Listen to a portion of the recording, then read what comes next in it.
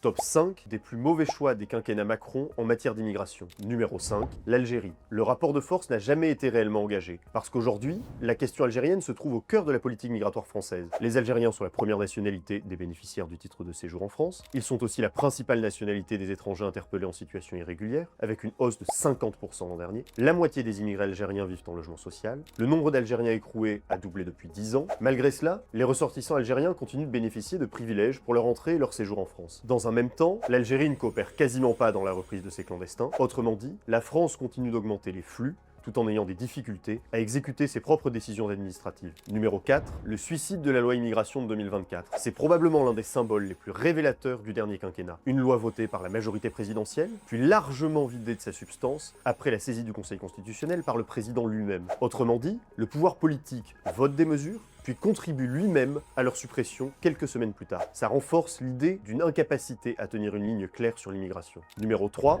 l'asile. Le nombre d'étrangers bénéficiaires de l'asile a triplé en 10 ans. Ils sont maintenant 700 000, l'équivalent de la 3e ville du pays. Et là encore, le sujet n'est pas uniquement le nombre d'acceptations. Aujourd'hui, non seulement la moitié des demandes sont acceptées, mais 96% des déboutés restent sur le territoire. Cela signifie que même lorsqu'une demande est rejetée, le système contribue à produire l'installation durable. On passe d'un mécanisme de protection à une voie d'installation pérenne. Numéro 2, l'attractivité sociale de la France. Pendant que plusieurs pays européens ont durci leurs dispositifs ces dernières années, la France a conservé un modèle social très ouvert. Hébergement, soins, prestations, aides diverses. L'ensemble crée une attractivité forte dans un contexte où les flux atteignent déjà des niveaux historiques. En moyenne, chaque année, on a accordé 35% de nouveaux titres de séjour en plus sous Emmanuel Macron que sous François Hollande, et 55% en plus que sous Nicolas Sarkozy. Numéro 1, l'immigration étudiante. Emmanuel Macron a fixé un objectif de 500 000 étudiants étrangers d'ici 2027.